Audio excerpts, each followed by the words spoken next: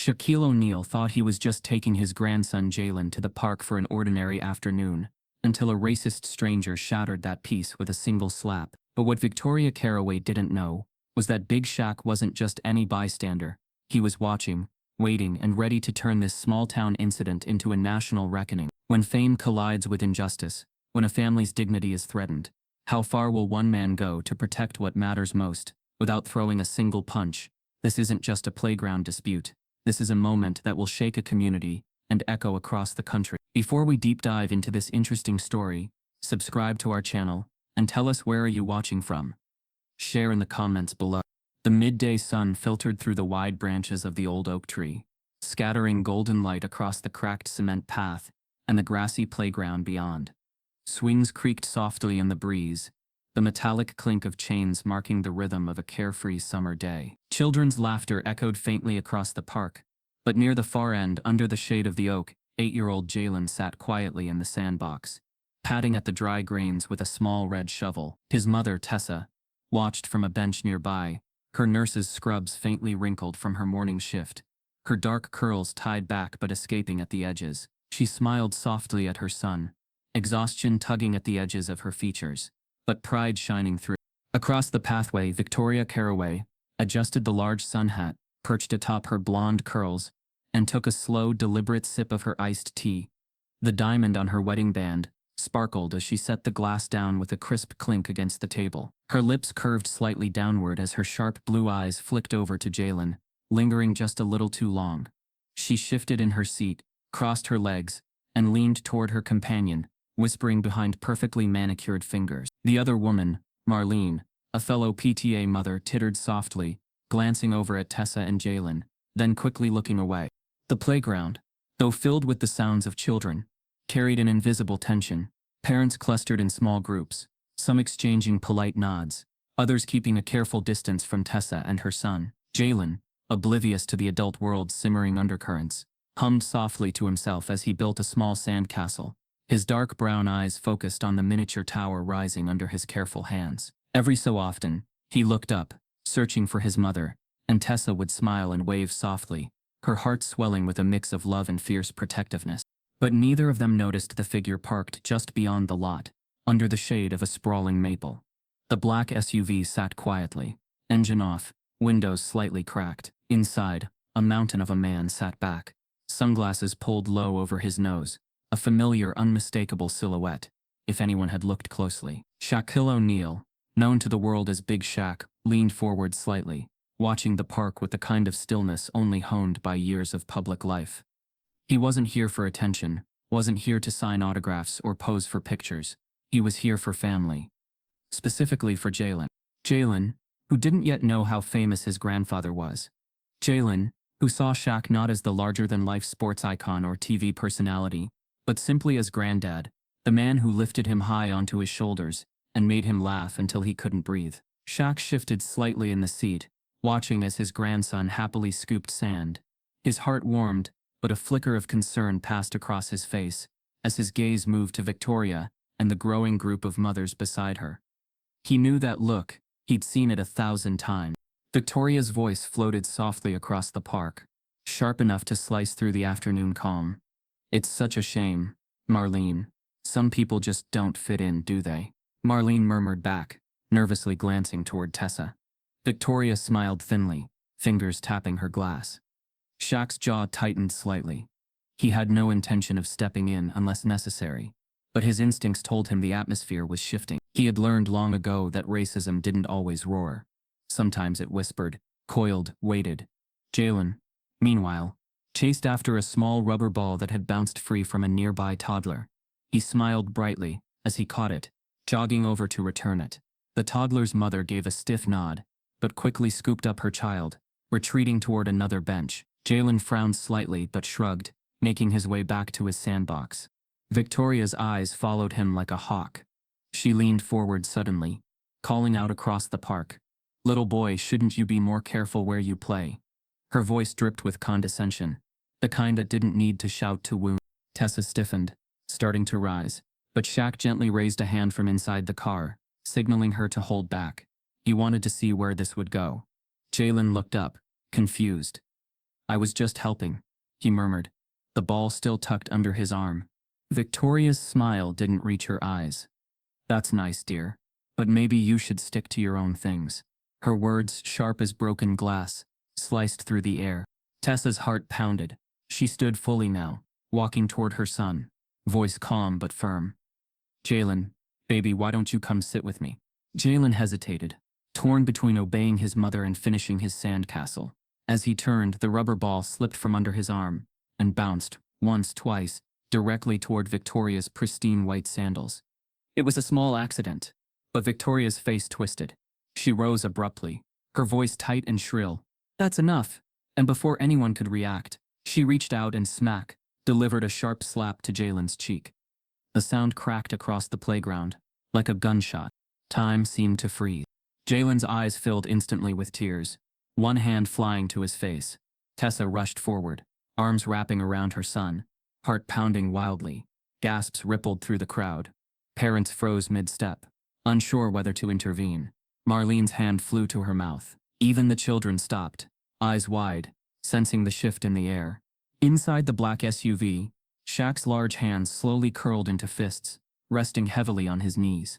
He exhaled slowly, a low rumble in his chest, before pushing open the door. His towering frame unfolded gracefully as he stepped onto the pavement, sunglasses still perched on his nose. Without a word, he walked toward the playground, the ground seeming to tremble slightly under each step. People turned, eyes widening as they noticed the giant moving among them. Victoria, busy smoothing her blouse and murmuring something about discipline, didn't notice at first. It wasn't until Shaq's shadow fell across her bench that she looked up and up. For a split second, her mouth hung open. Recognition flickered, but she quickly masked it with a tight, polite smile. Can I help you, sir? Shaq didn't answer right away. He crouched beside Jalen, gently brushing his grandson's cheek with one massive hand. You okay, little man? His deep voice was soft, almost tender. Jalen nodded shakily, pressing into his mother's side. Tessa's eyes glistened with unshed tears, but she held herself together. Finally, Shaq straightened, turning his full attention on Victoria. He pulled his sunglasses down, locking eyes with her. The hush over the playground deepened. A couple of teenagers fumbled with their phones, recognizing the scene unfolding before them. Shaq's voice rumbled low and even. Ma'am, you just put your hands on my grandson. Victoria opened her mouth, but no sound came out. Marlene tugged nervously at her sleeve. The crowd held its breath. Shaq didn't raise his voice, didn't threaten, didn't touch her. He simply stood there, an immovable presence, radiating quiet authority. The narrator's voice slipped into the moment, pulling us deep into Shaq's thoughts.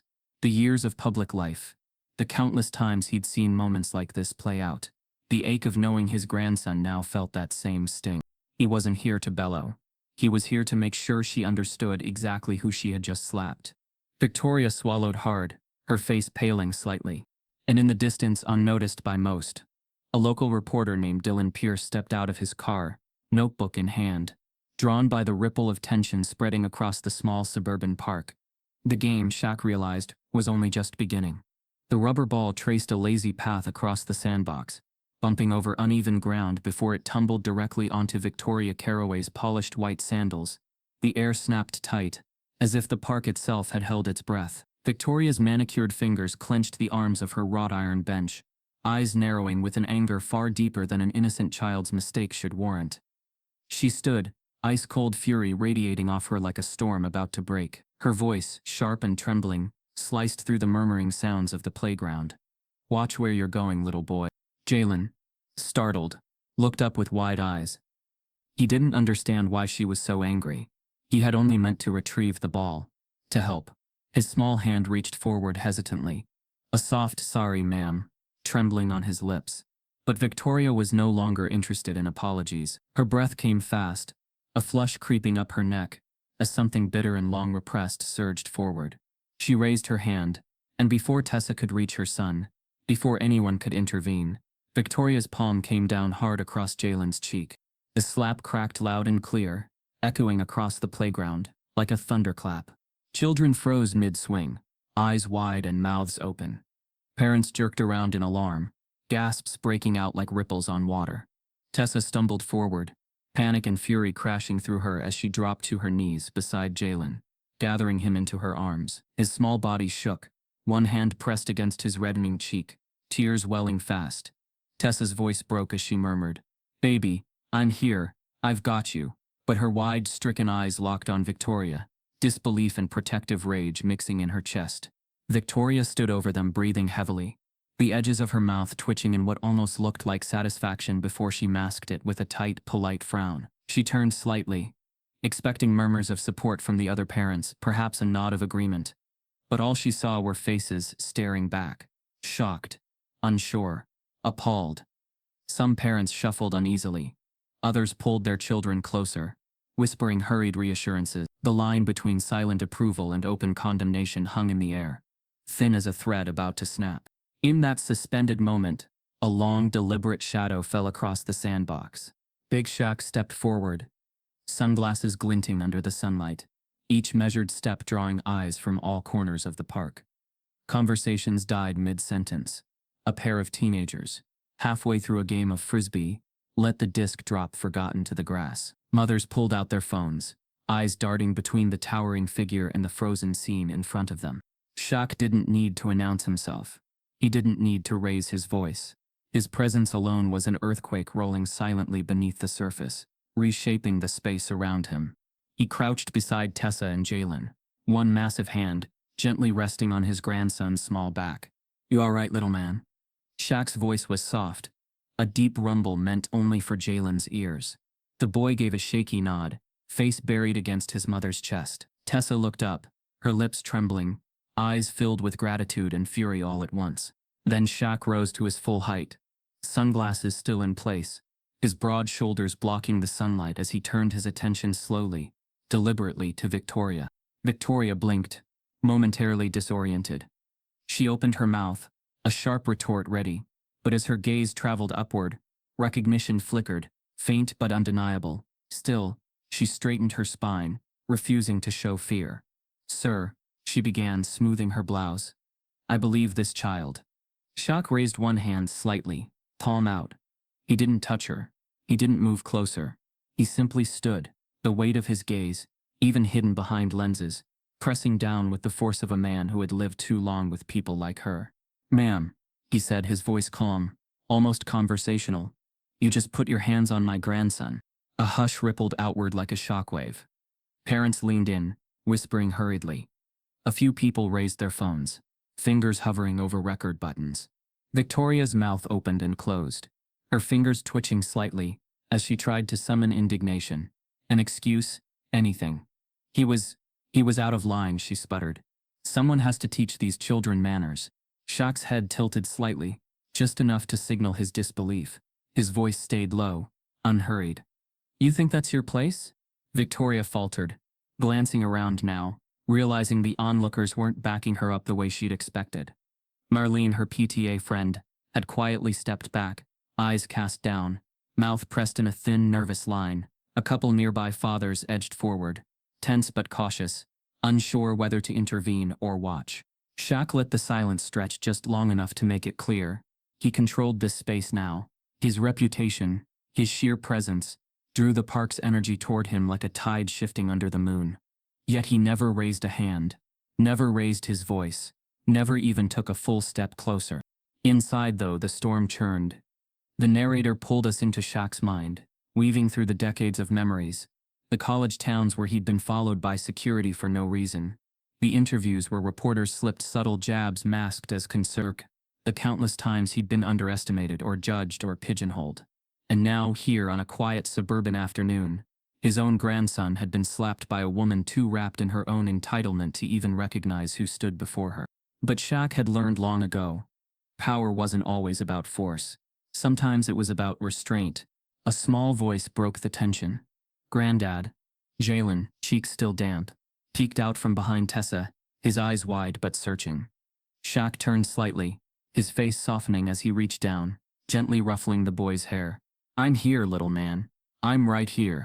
Across the playground, a slim young man, with a press badge clipped to his jacket, emerged from the crowd.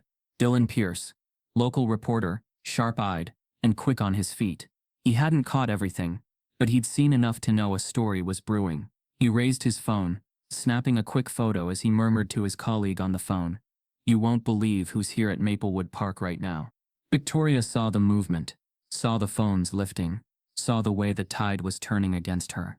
She straightened abruptly, lifting her chin. "This is a misunderstanding," she declared loudly, as if sheer volume could reshape reality. "I was only trying to protect the other children." Shaq's eyebrows rose slightly above the rims of his sunglasses. "From what? A boy playing with a ball?" Her mouth worked soundlessly for a second before she huffed. "Well, I didn't know who you were." Shaq let that hang in the air. He crossed his arms slowly, the muscles in his forearms flexing slightly, his expression unreadable. "And if I were just another black father here," he said softly, "would that have made it okay?" Victoria's face paled. Around them, the crowd shifted, the mood hardening, drawing sharp, silent lines between those who really saw what had just unfolded, and those still trying to excuse it away. Shaq looked down at Tessa and Jalen, his voice gentle again. "Let's get you home." He didn't need to win the argument here. He didn't need to explode or shame or conquer. The truth was already unraveling, and he knew better than most that the real storm was still coming. As they turned to leave, Dylan Pierce's voice echoed faintly into his phone. "We've got something big here. Real big. You're gonna want to run this on the front page." Victoria stood frozen, eyes darting nervously, as whispers rippled through the playground. She hadn't realized who she'd hit. She hadn't realized who was watching. And now, under the sharp gaze of dozens of witnesses, and one giant who never had to lift a finger, her world was about to crack wide open. The park, once filled with lazy laughter and soft afternoon sounds, transformed in an instant. Whispers darted like electricity through the playground, crackling across picnic tables and winding through swing sets. Parents edged closer, some drawn by curiosity, others by that quiet, simmering sense that something bigger was unfolding.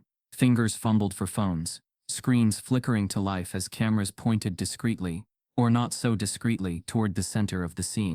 Victoria Carraway stood stiffly, clutching her designer handbag like a lifeline, eyes flicking nervously between the murmuring parents and the towering figure of Big Shaq. Her breath came fast, shallow, her mouth tightening into a line as she tried to control the narrative before it spiraled beyond her grasp. She cleared her throat, straightened her shoulders, and turned to address the growing crowd. "This child," she announced, voice pitched just loud enough to carry, "was being aggressive. I was only trying to make sure everyone's children were safe." Tessa, kneeling by Jalen, felt the words pierce through her like a blade. She clutched her son tighter, shaking her head in disbelief, her heart pounding painfully in her chest. Jalen whimpered softly against her, his small hands fisting in her shirt. Shaq's jaw clenched, the muscles working beneath his skin, as he watched Victoria's carefully crafted performance unfold. He didn't move. Not yet. The narrator's voice slips deep into the tension here, tracing the undercurrents of coded language, the way Victoria's words slid effortlessly into dog whistle territory, wrapping prejudice in the thin veneer of concern and safety. She framed herself as the victim, the protector, while subtly painting Jalen, an 8-year-old boy, as a threat. And the crowd, caught between discomfort and uncertainty, swayed like tall grass in a restless wind.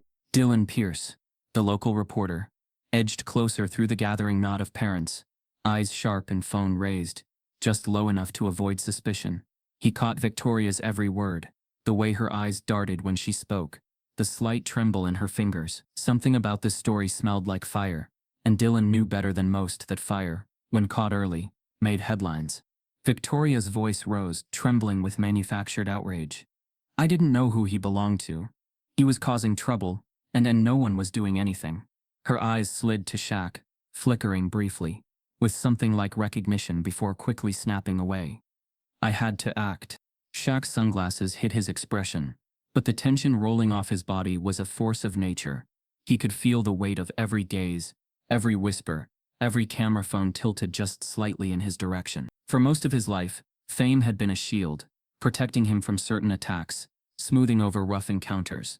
But it was also a burden. It meant he was never anonymous, never just a man, never just a grandfather standing up for his grandson. If he revealed himself now, the scene would shift instantly, reshaped by celebrity and spectacle. And so Shaq waited. He wanted to see who would step forward on their own, who would speak out without needing the nudge of his reputation. Who would crumble? Who would shrink? Who would dare to confront what was happening in plain sight? Marlene, Victoria's longtime friend, hovered nervously by the benches, her hands twisting together as she darted glances between Victoria and the crowd. She knew, somewhere deep down, that what had just happened was wrong. She had seen it, felt it, but the pull of loyalty, the pull of comfort and shared history, kept her frozen in place. A father in a Navy baseball cap stepped forward hesitantly. "Look, maybe we should all just calm down," he began. But Victoria turned sharply, seizing the lifeline. "Exactly," she exclaimed, grasping at the thin thread of support. "Everyone needs to calm down. This is getting out of hand." Tessa's voice cracked through the murmurs, fierce despite her shaking. "You hit my son. Don't you dare make yourself the victim here." The words hung in the air like a challenge, drawing sharp looks from a few parents, uneasy shuffling from others. Dylan's pen flew across his notebook, recording every word, every shift in tone, every tremble in the crowd. Shaq watched it all unfold, silent and unmoving. His heart pounded slow and heavy in his chest, not from anger, though the anger was there, but from the familiar, bone-deep weariness of watching the same script play out over and over again. He had the power to end this scene in an instant, to peel off his sunglasses, let the weight of his fame crash down and flatten Victoria's shaky performance. But he wasn't ready yet, not until the people here revealed who they were without the crutch of his presence. A small voice broke through the tension. It came from a mother on the edge of the crowd, a woman with auburn hair and a stroller at her side. "I saw what happened," she said quietly, but firmly. "That little boy wasn't doing anything wrong." Heads turned sharply. Victoria's eyes narrowed. "Excuse me?" she demanded. The woman straightened, cheeks flushing but voice steady. "You slapped a child because you didn't like that he was playing nearby. Don't act like you were protecting anyone." A ripple of murmured agreement moved through the crowd, faint but growing. Marlene flinched, eyes darting anxiously. The father in the baseball cap shifted awkwardly, his earlier words evaporating as the tide began to turn. Dylan's eyes gleamed, sensing the crack in Victoria's armor widening. Shaq felt a flicker of something deep in his chest. Pride, maybe, or a fragile kind of hope. Victoria's mouth twisted, a flash of panic crossing her face before she smoothed it away. She took a step back, the ground shifting beneath her feet in ways she hadn't expected. She opened her mouth to retort, to reassert control, but the moment was already slipping, the power she had so confidently wielded beginning to unravel. Shaq finally took a slow breath and stepped forward, his massive frame drawing every eye. He let the weight of his presence settle like a hush across the crowd, though still he held back the revelation of who he was. His voice, when he spoke, was calm and unhurried. "Sometimes," he said softly, "it's not about who you know, or who you are. Sometimes it's about doing the right thing, even when it's hard." Victoria stiffened, her eyes darting nervously, recognizing, maybe too late, that the tide had fully turned. The narrator's voice sharpens here, pulling us close into the layered emotions crackling beneath the surface, the societal pressures pressing down on every parent present, the ingrained habits of looking away, the subtle but powerful shift when one person, just one, dared to speak out. And above it all, Shaq stood like a storm held in check, knowing that his identity, when revealed, would change the game completely, but also knowing that some lessons needed to be learned before the mask came off. Dylan Pierce slipped his phone discreetly into his pocket, heart racing.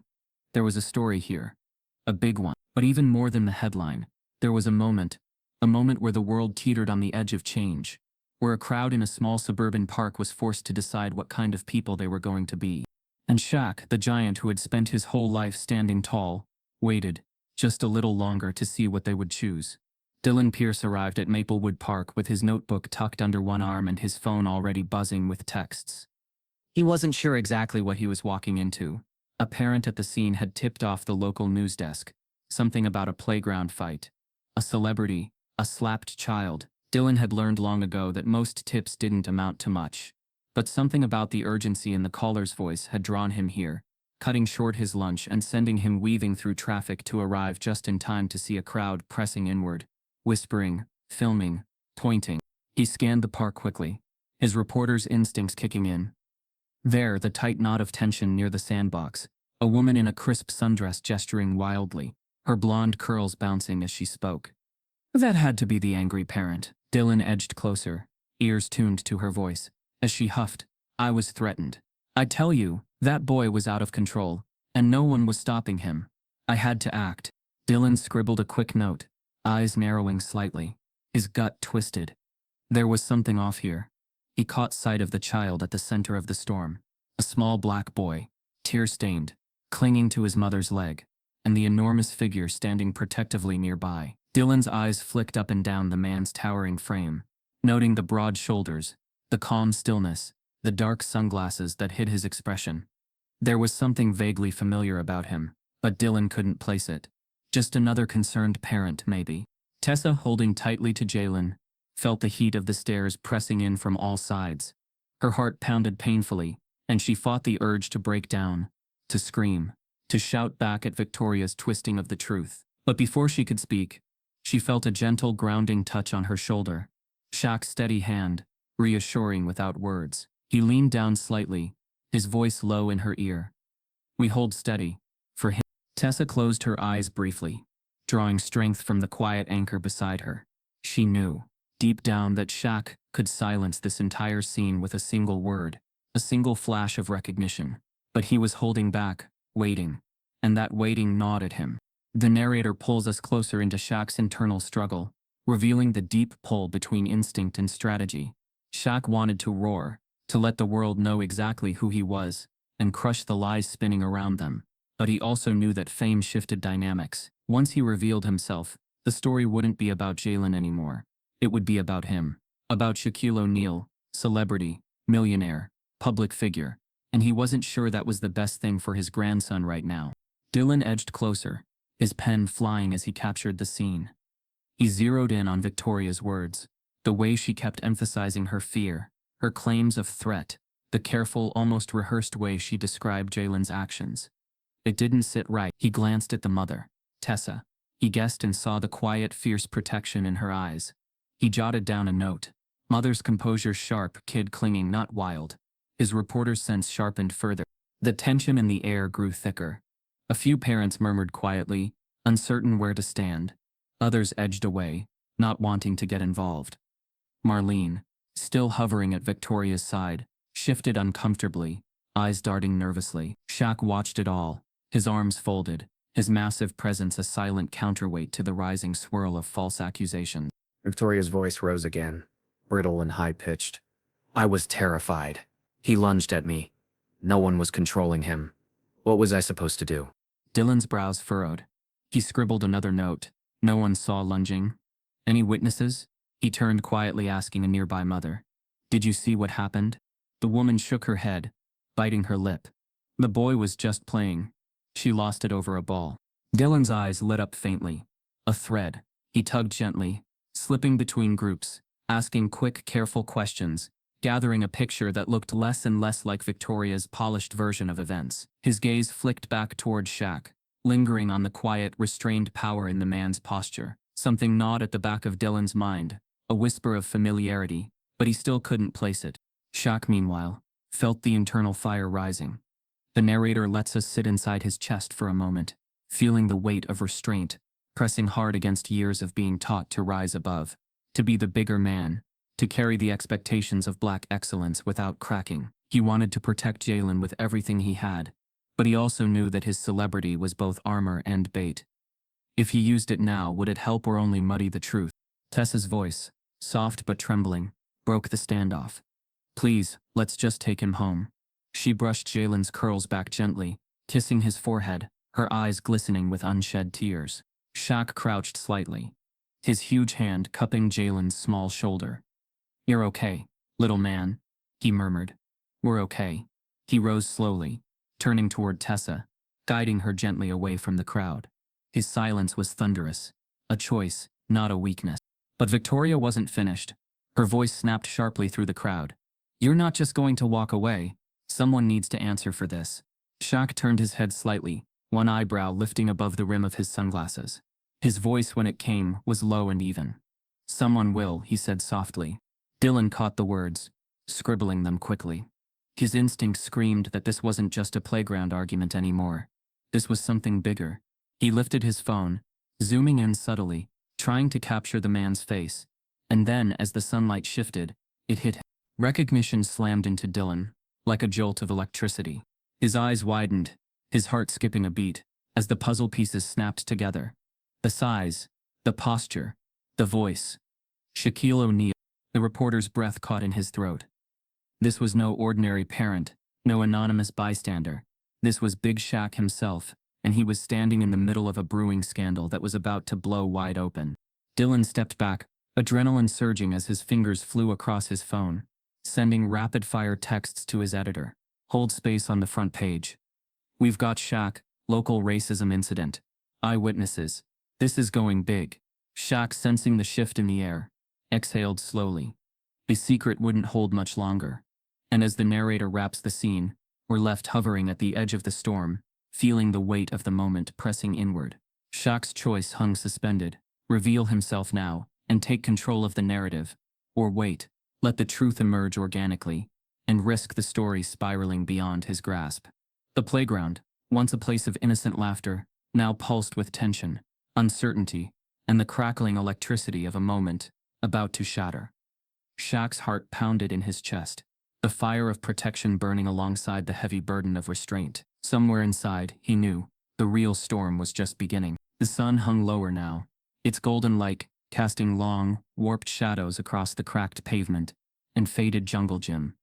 What had started as a peaceful afternoon at Maplewood Park had morphed into something tense, electric, and on the edge of breaking. The playground no longer sounded like a playground.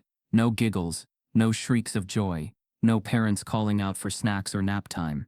Instead, there were whispers, sharp and urgent, traded between clustered parents. Eyes flicked nervously, alliances shifted underfoot like sand, and an invisible line had split the park in two. On one side, Victoria Caraway stood stiff-backed, her expensive sandals planted in the grass, arms folded tightly, jaw clenched. A few parents hovered nearby, echoing her muttered comments. "You can't just let kids run wild," muttered a tall man in a polo shirt. "These people are always making everything about race," whispered a woman, with carefully styled blonde hair. The words weren't loud, but they didn't need to be. Shaq had heard them all before, over and over in locker rooms, interviews, meetings, country clubs, subtle, slippery, designed to slip through defenses while cutting just as deep. Across the other line stood Tessa, clutching Jalen tightly, her eyes darting across the crowd, heart hammering in her chest. Beside her, Shaq remained a towering, silent force, arms crossed over his massive chest, sunglasses still hiding the storm, brewing behind his eyes. A few parents had crept closer to their side, hesitant but present, the mother with the auburn hair who had spoken up earlier, a father who gave Tessa a tight, supportive nod, a teenager who had stopped recording long enough to quietly say, "That was messed up, ma'am. I'm sorry." Small signs, tiny ripples against the stronger current of tension. The narrator lingers here, letting us sit in the emotional complexity weighing on Shaq. He had been here before, in 100 different ways. The details changed, the clothes, the faces, the exact words, but the divide was always the same. Those willing to see the truth, and those determined to protect their comfort. His fingers twitched slightly at his sides, a pulse beating hard at his temple. He was no stranger to racism, but this was personal. His grandson, his daughter, his family, and all he could do was stand there, absorbing the weight of it, resisting the urge to shatter the silence by tearing the mask off, and shouting, "Do you know who I am? Do you know who you're messing with?" But then came the twist, the wail of a siren. A sharp, piercing sound cut through the tension, slicing clean across the park. Heads turned sharply, as a black and white police cruiser rolled slowly into the lot, tires crunching against gravel. Shaq's heart sank a fraction, his muscles tensing, every inch of his body snapping into silent alert. Someone had called the cops. The crowd shifted nervously, some backing away, others straightening as if rehearsing their version of events. Victoria pressed a hand to her chest, lips trembling faintly as she adjusted her stance. She gave Marlene a tiny, satisfied glance, whispering, "Thank God, finally someone here to handle this." Shaq's stomach turned. Two officers stepped out of the cruiser, one older, weathered, with a badge that gleamed too bright in the sunlight, the other younger, eyes darting uneasily, hand hovering near his belt. The older one, Officer Randall, took in the scene slowly, his gaze sweeping across the crowd before landing on Victoria, who immediately raised a hand. "Officers, over here," Victoria called, her voice trembling with just the right mix of fear and indignation. Thank goodness you came. I was being threatened by that man and his family. They were out of control. Shaq felt Tessa tense beside him, saw the way her hands trembled where they held Jalen close. The narrator sharpens the moment, pulling us into the racing thoughts, tearing through Shaq's mind, the knowledge that no matter how wealthy, how famous, how powerful he was, the sight of police still triggered an ancient, bone-deep anxiety. Would they see a celebrity here? Or just another large black man in a public space, accused by a wealthy white woman? Randall approached carefully, one hand raised. Ma'am, can you explain exactly what happened? Victoria launched into her rehearsed speech, how she'd been minding her own business, how the child was being wild, how she'd feared for her safety, how the mother had been aggressive, how the large man standing over there had made her feel threatened. Shaq didn't flinch, didn't step forward, didn't offer his name. Yet. Instead, Dylan Pierce, the reporter, cut in, his voice sharp and clear. I've got multiple eyewitnesses saying the boy was just playing, officer, and that this woman, he nodded toward Victoria, initiated physical contact. Randall frowned, glancing between Dylan and Victoria. Is that so? Tessa gathered herself, forcing her voice steady. My son was playing with his ball. He dropped it, and it rolled near her. She hit him. That's all that happened. The young officer, Mooney, shifted uncomfortably, casting a glance at Shaq, lingering a beat longer than necessary. Recognition flickered faintly, but he said nothing. Victoria's hands flew to her mouth, her voice rising again. I didn't know. I was just protecting myself. You know how they can be. Shaq's eyebrows lifted slightly at that last word, a cold cutting edge sliding into his gaze. His fists clenched faintly at his sides, though his voice, when it came, was calm. They, he murmured softly, the single syllable slicing sharper than any shout. The crowd stirred. More parents began edging closer, uneasy, watching the cops, watching Shaq, watching the slow unraveling of Victoria's carefully spun web. Dylan raised his phone again, quietly capturing the scene. The narrator dips us deeper into Shaq's internal storm, the memories pounding against his skull, the fights he'd endured with a smile plastered on his face, the moments he'd swallowed his rage, because the world always demanded black men carry their pain quietly. He wasn't just standing here as a father or a grandfather. He was standing here as a symbol, as a mirror reflecting every injustice playing out across countless playgrounds, boardrooms, and streets. Randall sighed, rubbing a hand across his jaw. Ma'am, I think we need to slow down here. There's no report of any criminal activity, and I don't see a reason for this kind of escalation. Victoria sputtered, eyes darting desperately. But you don't understand. You don't know who they are. At that, Shaq let out a slow, steady breath. He reached up, fingers brushing the edge of his sunglasses, and for the first time he lowered them just slightly, meeting Victoria's wide, startled gaze head on. His voice, soft but thunderous, rumbled through the thick afternoon air. You're right, he said. You don't know who I am, but you're about to find out. A hush swept across the playground as realization began to dawn, spreading ripple by ripple through the crowd. The divide, once sharp, now trembled at its edges, bending under the weight of the truth waiting to crash down. The question no longer was whether Shaq's identity would make things better or worse. It was what would happen when the world finally saw the man standing at the center of it all. Not just the giant, not just the celebrity, but the father, the protector, the witness. And as the sun dipped lower, casting a golden edge across the battleground of whispers, Shaquille O'Neal stood tall, ready for whatever storm came next. The two officers advanced slowly, their badges catching flashes of sunlight as they approached the thick knot of onlookers. Officer Randall led the way, his heavy boots thudding deliberately over the grass, his jaw lined with years of hard experience and silent judgments. His eyes flicked immediately toward Shaq, narrowing slightly, calculating. Beside him, Officer Mooney, younger, leaner, his uniform still crisp with that barely broken-in look, moved less confidently, his gaze darting between the raised voices and restless bodies, as though searching for a safer narrative to land on. Victoria Caraway spotted the officers and lit up with renewed performance energy. She stepped forward, hand pressed dramatically to her chest, voice trembling with perfectly pitched emotion. Oh, officers, thank goodness. I was terrified. I didn't know what to do. That man, her finger shot toward Shaq, was towering over me, threatening, and his family was out of control. She let her voice break slightly at the end, letting her whiteness do the heavy lifting, counting on the familiar social script that had protected her so many times before. Tessa's breath caught painfully, her hands shaking where they clutched Jalen close.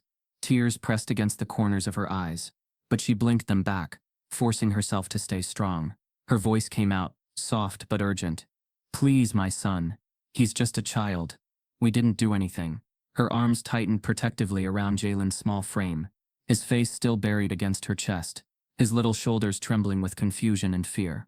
Shaq's fists clenched faintly, at his sides, the cords in his forearms tightening, his massive chest rising and falling with carefully measured breaths. He had learned long ago how to control his body in tense moments, how to keep his size from being seen as a threat, how to dial back his posture just enough to stay on the right side of perception. But inside, under the still surface, a storm churned. His grandson, his daughter, being painted as aggressors in a story they hadn't written, and all of it playing out under the watchful, calculating eyes of law enforcement. Randall stepped forward, voice steady but edged. "Sir, I'm going to need you to calm down and explain what happened." His gaze locked hard on Shaq, not even glancing at Victoria, whose version of the story he'd already absorbed without needing to hear it fully. Shaq saw it happen, saw the quiet bias slide into place, the instant sizing up, the unspoken assumption of who was the problem here. The narrator sharpens the emotional blade here, pulling us tight into the razor wire tension slicing through the moment. Shaq could feel the weight of every stereotype stacked against him, every headline that had painted black men as dangerous, aggressive, intimidating. No matter how calm, no matter how controlled, his fame hovered in the background like a shield he hadn't drawn yet, a weapon he wasn't sure he wanted to unsheath. But the pressure was building, moment by moment, and he knew they were approaching a breaking point. Shaq's voice came low, smooth, carefully measured. "Officer, my grandson was playing with a ball. It rolled near that woman's feet. She slapped him. That's what happened." Randall's brow furrowed, his eyes darting momentarily toward Victoria, who let out a shaky little gasp, clutching Marlene's arm. "He's twisting it," she cried. "I was scared. They were crowding me, making threats." Mooney shifted slightly, his eyes flicking from Victoria to Shaq, the lines around his mouth tightening. Something about Shaq was tugging at the edges of his memory. The voice, maybe, or the sheer size of the man. But more than that, Mooney felt the weight of the moment, pressing on him. A silent pull in his gut, urging him to slow down, to look closer, to not just follow Randall's lead. Randall, though, squared his shoulders. "Sir, I'm going to have to ask you to step back," he said firmly, his tone slipping into the clipped authority of someone who expected compliance. Shaq held his ground, his towering frame radiating steady control, but his fists flexed faintly, the tension trembling just beneath his skin. Tessa's voice cracked again, desperate now. "Please, we didn't do anything wrong. She hit my son. My son." Randall's jaw worked slightly, his eyes cold and impersonal. But before he could speak again, Shaq slowly lifted his sunglasses, revealing his face fully to the officers, to the crowd, to the buzzing cameras of the bystanders. The murmurs rippled instantly, tiny gasps, sharp intakes of breath, phones lifting higher, the recognition sweeping like a wave through the gathering. Mooney's eyes widened, his mouth parting slightly. "Wait, is that—" Shaq's voice when it came was a deep rumble, soft but carrying easily across the hush. "You don't know me yet," he said calmly. "But you're about to." The narrator cuts deeper here, pulling us into the layered tension, not the tension of a man about to explode, but the tension of a man holding back with every ounce of discipline he has, using not fists but presence, not volume but weight. Shaq knew the power of the moment, knew that every eye, every phone, every whisper was now locked onto him, and he knew that the truth, once revealed, would flip the entire scene inside out. Victoria's face blanched, her mouth working soundlessly as the realization hit. She stepped back faintly, her hands fluttering. Marlene tugged at her sleeve, whispering urgently. The parents clustered near Victoria began to shift, uneasy, reevaluating their alignment. Now that the figure before them wasn't just another black father but a celebrity, a public figure, a man whose face and story would travel far beyond the confines of Maplewood Park. Randall stiffened, his jaw tightening. "Sir," he said carefully, "we don't want any trouble here." Shaq's eyes locked onto his, steady, unwavering. "Neither do I," he said softly. "But you're going to hear the truth." Mooney, his face pale but alert, stepped slightly forward, murmuring low to Randall. I think we need to be careful here. That's Shaquille O'Neal. Randall's eyes flicked, a spark of recognition igniting, and with it a slow, dawning discomfort. The power balance had shifted. The moment Randall had been commanding was no longer under his full control. The story Victoria had tried to spin was unraveling at the seams. The narrator lingers on Shaq's internal landscape here. The pounding heart, the slow burn of past scars resurfacing, the aching weight of carrying his family through a world that never gave them the benefit of the doubt. But he also feels the shift, the tiny tilt of justice creeping back into the frame, and with it comes the bittersweet taste of vindication, edged with exhaustion. Tessa reached out, gripping Shaq's arm, her voice trembling. Can we please just go home? Shaq glanced down at her, then at Jalen, his small face streaked with tears, his wide eyes still watching everything. And in that moment, the path became clear. This wasn't just about proving a point, it was about protecting what mattered most. He turned back to the officers, his voice gentle but firm. We're leaving now. You have no reason to hold us. Randall hesitated, lips pressing thin, but Mooney touched his arm lightly, murmuring again, let it go. And just like that, the pressure eased. A storm didn't break. No fists flew, no shouting erupted. Just the quiet, powerful retreat of a man who knew when to step forward and when to walk away, leaving behind the echoes of a moment none of them would soon forget. The air at Maplewood Park shifted the moment Shaq reached up and slowly pulled off his sunglasses. It wasn't dramatic, no sudden gesture, no grand reveal. But the effect was immediate, undeniable, electric. The murmuring crowd froze, collective breath caught in their throats as recognition swept like a ripple across the playground. First one gasp, then another, then a low chorus of stunned realization. It's him, someone whispered, voice tinged with awe. Oh my God, that's Big Shaq. Phones shot upward, screens glowing, lenses capturing every angle. Fingers flew across screens, frantic to record, post, share. Dylan Pierce's heart pounded so loud it felt like it was thudding in his ears. His instincts roared to life. This was the story, the big one, the scandal, the twist no one had seen coming. He edged closer, not wanting to miss a word, every part of his reporter's brain firing at full speed. Victoria's face drained of color, so fast it was as if someone had flipped a switch. Her mouth opened slightly, eyes wide, skin pale. For a long moment she just stood there, frozen, as the truth hit her like a freight train. This wasn't just some large, intimidating man. This was Shaquille O'Neal, basketball legend, media powerhouse, beloved public figure. And she had just spun a tale in front of a crowd and a reporter, painting him as the aggressor. But Shaq didn't gloat. He didn't smirk or throw out his chest. He didn't point at Victoria or demand an apology. Instead, he stood calmly, his deep brown eyes sweeping slowly across the gathered crowd, taking in every face, every phone, every whisper. The narrator lingers here, digging into the emotional marrow of the moment. How fame, when unmasked, forces people to confront their own biases.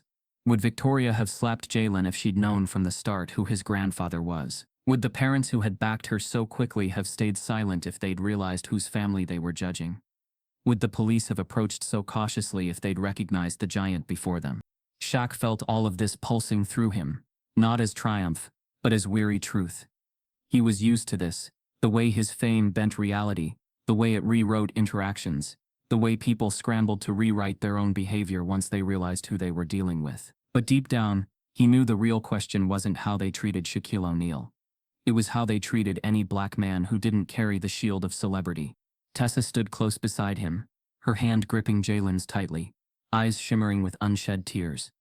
Jalen peeked shyly around her, eyes wide watching as the adults around him shifted in waves of embarrassment, shame, and awe. Shaq crouched briefly, his massive hand gently brushing his grandson's cheek. "You okay, little man?" he murmured softly. Jalen gave a tiny nod, leaning into his mother's side. Then Shaq rose, towering, his gaze sweeping across the sea of faces. His voice, when it came, was low and powerful, carrying easily without needing to shout. "Let me tell you something," he said, eyes locked on no one, and everyone at once. The crowd hushed instantly, hanging on every word. Even the police officers paused, their radios crackling softly at their belts. "I'm not here as Shaquille O'Neal today," Shaq continued, his voice steady, rich, resonant. I'm here as a grandfather, as a father, as a man who watched someone put their hands on his family, and then watched a story get twisted because of how we look. Victoria flinched faintly, but Shaq didn't turn to her. He stayed facing the crowd, his words meant for all of them, for the larger truth hanging heavy in the space between them. Would you have cared, he asked quietly, if I were just another face you didn't recognize? Would you have stood up? Would you have stayed silent? Dylan's pen flew furiously across his notebook, every word sharp, clear, piercing. This wasn't just a celebrity moment. This was a reckoning, a confrontation. A man using his fame not to shield himself, but to force everyone present to look in the mirror. Shaq took a slow breath, his eyes softening slightly as they landed on Jalen. We raise our kids to believe in fairness, he said. We teach them to play, to share, to help each other.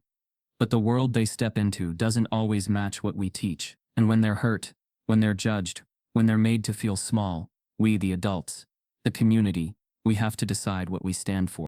The park was utterly silent now. Not a whisper, not a murmur. Even the children had gone still, sensing the gravity hanging in the air. Shaq's voice deepened, his words slow, deliberate, almost tender. I don't want special treatment. I don't need applause. I just need you all to see, really see what happened here today. And to remember that every child, every family, deserves respect, protection, and fairness, not because of a name, not because of a face you recognize, but because it's right. Victoria swayed faintly on her feet, her earlier bravado crumbling piece by piece. Marlene whispered urgently in her ear, tugging at her arm. Other parents looked down, shuffling uneasily, some blinking back sudden tears, some slipping quietly away from Victoria's side. The invisible line that had divided the playground earlier was cracking, shattering, as people reevaluated, recalibrated, reconfronted their own behavior. Dylan took a slow, shaky breath, heart pounding. He knew he'd never covered a moment like this before. Not just a story, but a truth landing with the weight of a hammer, reshaping the ground beneath it. Shaq exhaled slowly, his shoulders softening as he turned back toward Tessa and Jalen. His massive hand rested gently on Tessa's back, guiding her forward. He didn't look for validation. He didn't wait for applause. His message was delivered, his truth laid bare, and now, his focus returned to what mattered most, his family. As they moved to leave, a small voice called out timidly from the crowd. Mr. O'Neal? It was the auburn-haired mother, the one who had spoken up earlier. Thank you for saying that. Her voice trembled slightly, eyes brimming. Shaq gave her a small, gentle nod, a silent acknowledgement that spoke volumes. The narrator lingers here, wrapping the scene in quiet reflection. Not triumph, not victory, but something deeper, more enduring. Shaq's fame had peeled back the layers of bias, exposing the raw truth beneath. But the real victory wasn't in changing minds on the spot. It was in planting a seed, in forcing the crowd, the parents, the officers, to carry this moment with them, long after the playground emptied. And so, under the last rays of the fading sun, Shaq led his family away, not as Big Shaq, the celebrity, but as a man who had chosen to stand tall, speak truth, and leave behind a ripple that would spread far beyond the boundaries of Maplewood Park.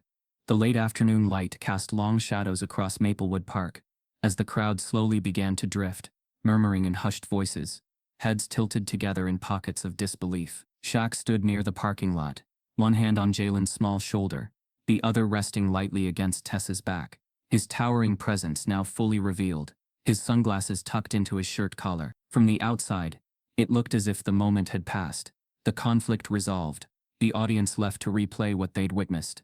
But underneath that calm surface, a deeper current stirred, something neither Tessa nor Jalen nor even Dylan the reporter had yet uncovered. The narrator tightens the focus here, shifting from the visible tension to the unseen machinations unfolding just beyond the park's borders. Because Victoria Caraway wasn't just an ordinary suburban mother with a bad temper and a toxic sense of entitlement. She was married to Councilman Gregory Caraway, a name well known in state politics, a man who had steadily climbed the political ladder by pushing policies designed to shrink voting access, restrict community support programs, and quietly roll back hard-fought protections for black neighborhoods. For years, Gregory's campaign had relied on crafted, polished public appearances, carefully scrubbed interviews, and an image of composed respectability. Until now, as the news of the playground incident rippled out from the first few Twitter posts, local parents' texts, and Dylan's frantic dispatches to his newsroom. A new layer of scandal took shape. This wasn't just a wealthy white woman slapping a child. It was a powerful political wife striking the black grandson of one of America's most beloved sports icons.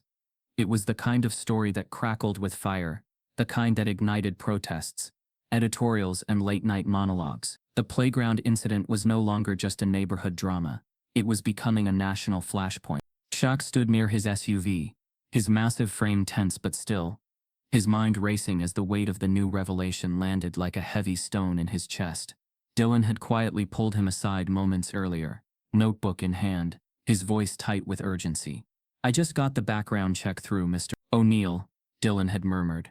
"That woman, Victoria Carraway, she's married to Councilman Gregory Carraway."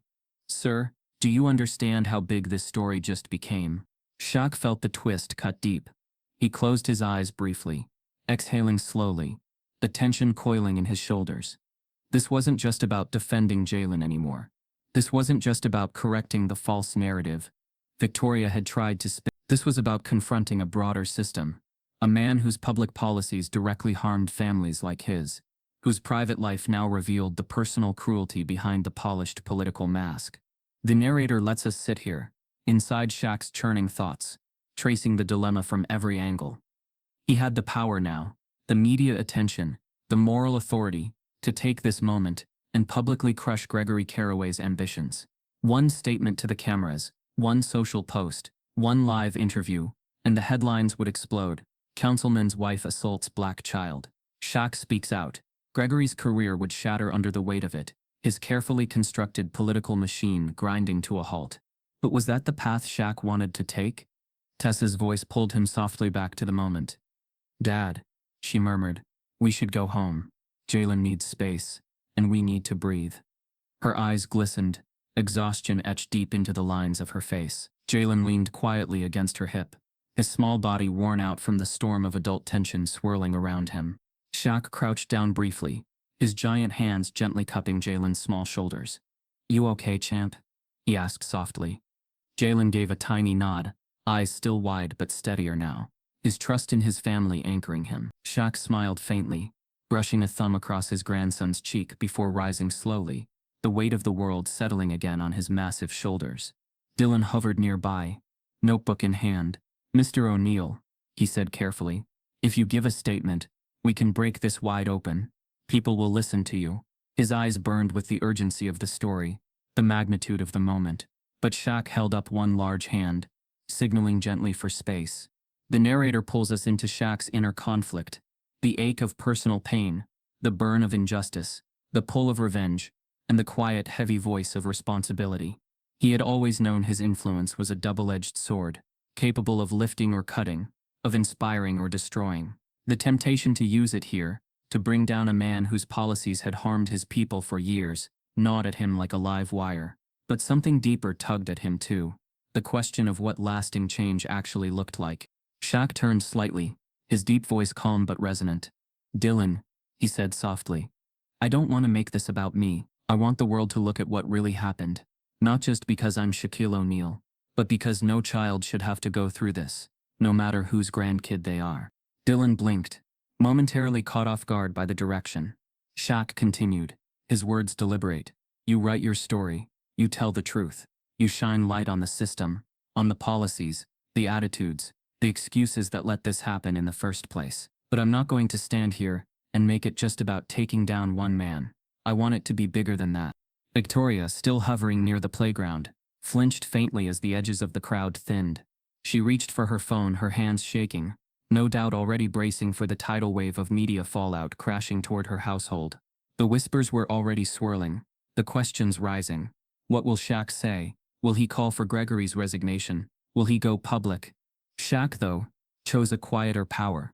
He placed a hand gently on Tessa's back, guiding her and Jalen toward the car, his head held high, his steps steady. He knew that sometimes the loudest message wasn't shouted at cameras, but lived out in the choices you made when the world was watching. The narrator wraps the scene with layered reflection, letting the reader feel the tension between personal victory and societal transformation.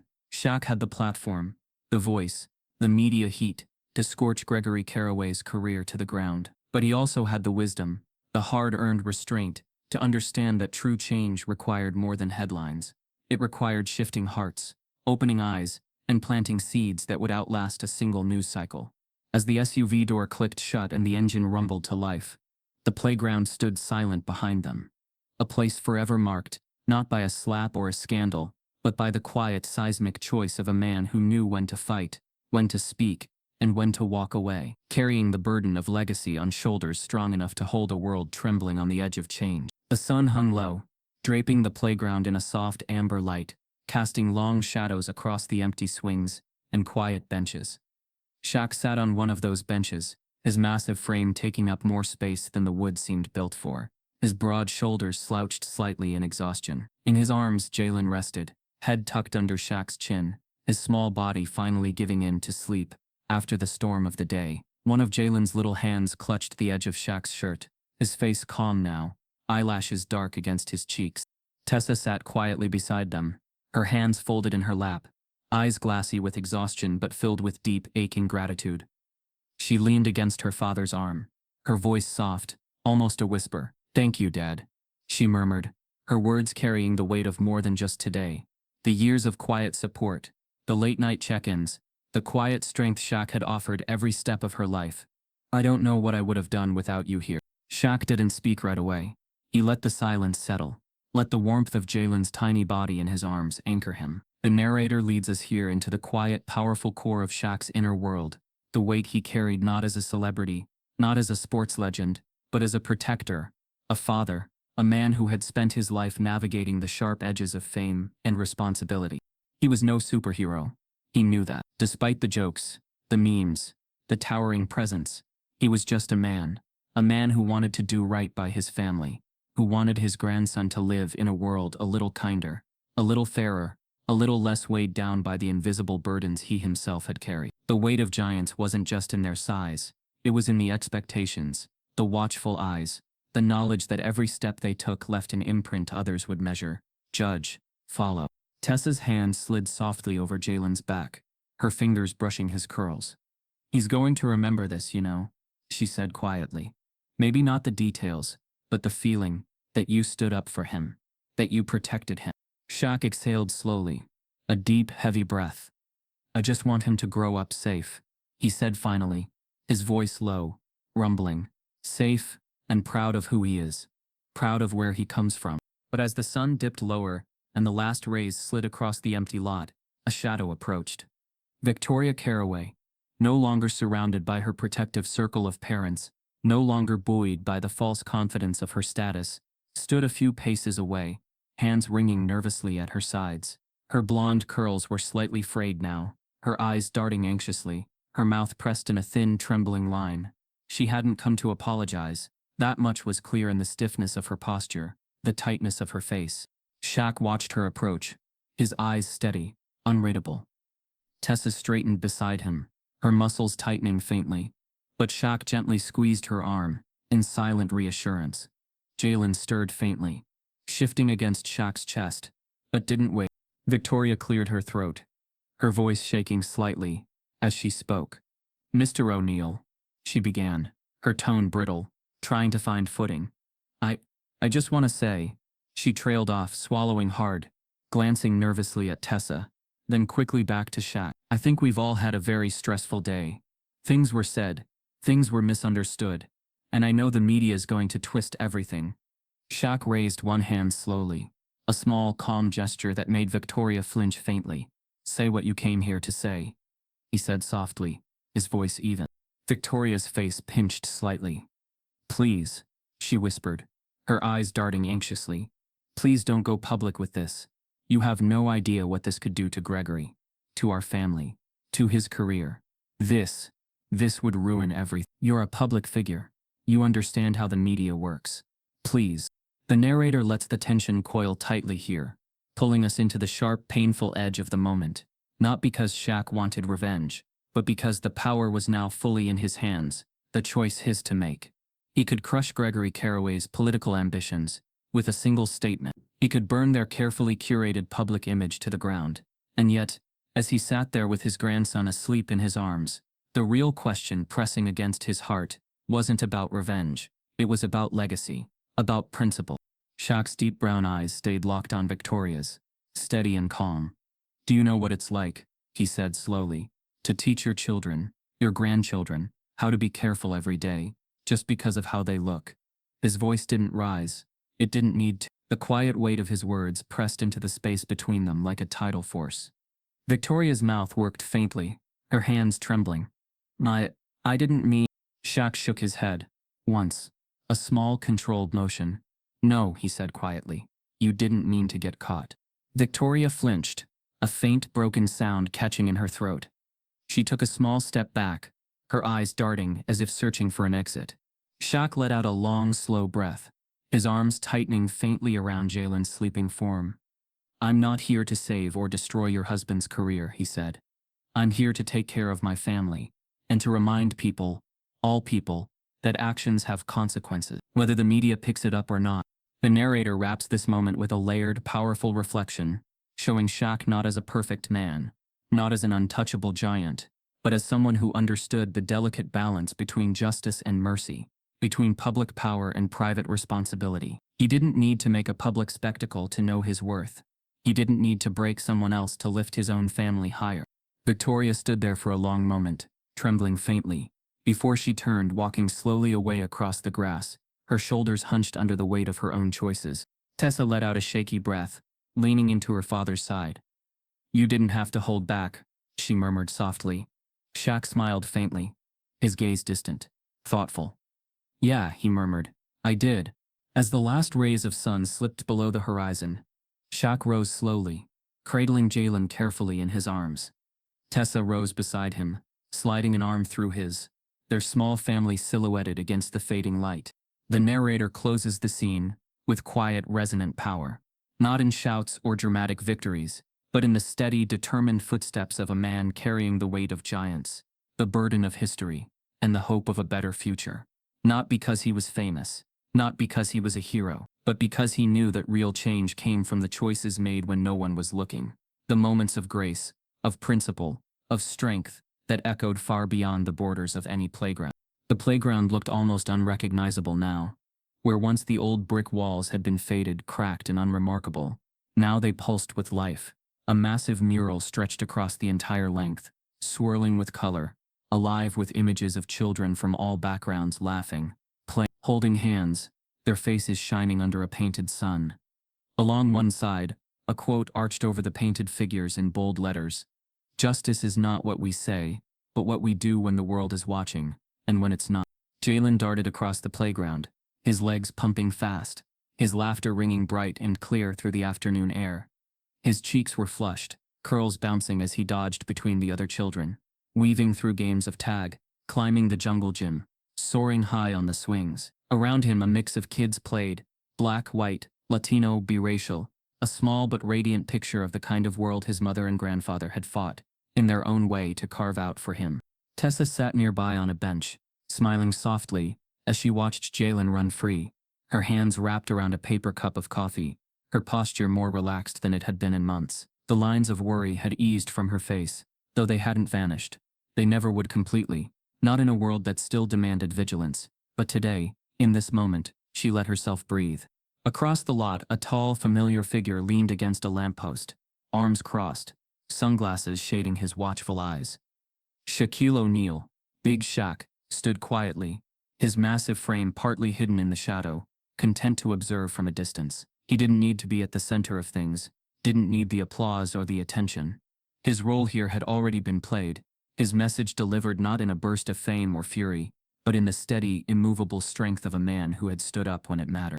The narrator pulls us gently into the layered emotional threads, now weaving together legacy, justice, the slow but real power of principled action. The mural hadn't appeared overnight. After the incident, the local community had banded together, fueled by media coverage and Shaq's quiet influence, to reimagine the space. Parents volunteered, artists stepped forward, grants were secured, and children helped paint the walls that would now stand as a permanent reminder that even small local places mattered, and that change was possible when people chose to stand tall together. Shaq watched as Jalen paused at the mural, touching one hand lightly to a painted figure that looked remarkably like himself, towering, smiling, protective, surrounded by children. Shaq's lips curved faintly, a soft bittersweet smile tugging at the corners of his mouth. He hadn't wanted to become a symbol here. He hadn't wanted the attention. But the world had a way of turning certain moments, certain people into mirrors for larger truths. Tessa glanced over, caught her father's eye, and gave a small nod of quiet thanks. She knew he'd probably slip away soon, as he often did, stepping back before the focus could lock too tightly onto him, giving the community space to own its transformation. But she also knew he'd always be nearby, always ready to step forward if needed. That was the kind of man he was. The narrator lets us settle for a moment in Shaq's own internal reflections. The memories of that day still vivid. The tension, the injustice, the hard choices. He knew the world hadn't magically changed overnight. Victoria and her husband had faded from headlines but hadn't vanished from power entirely.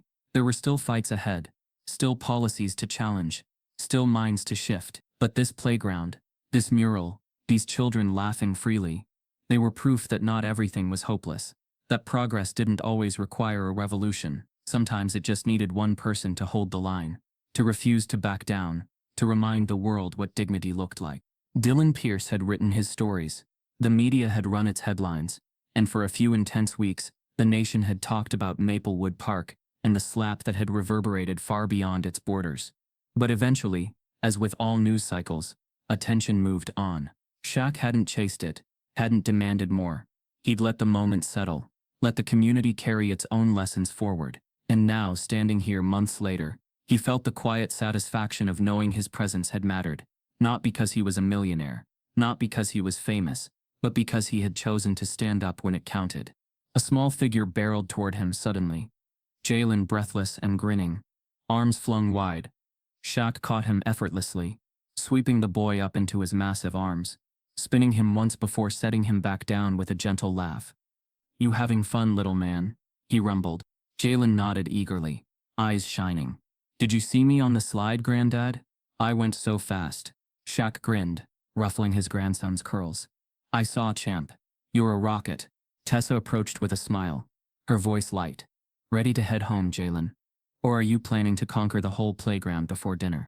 Jalen giggled, slipping his hand into hers. "Just one more run, Mama," he pleaded. Shaq chuckled softly, watching them walk back toward the swings. He leaned once more against the lamppost, arms folding across his chest, a calm contentment settling over him. He knew his role, not to take over, not to dominate, but to anchor, to guide, to make sure the next generation had room to rise higher. The narrator brings the scene to its closing reflection, tying the thematic threads into one resonant truth.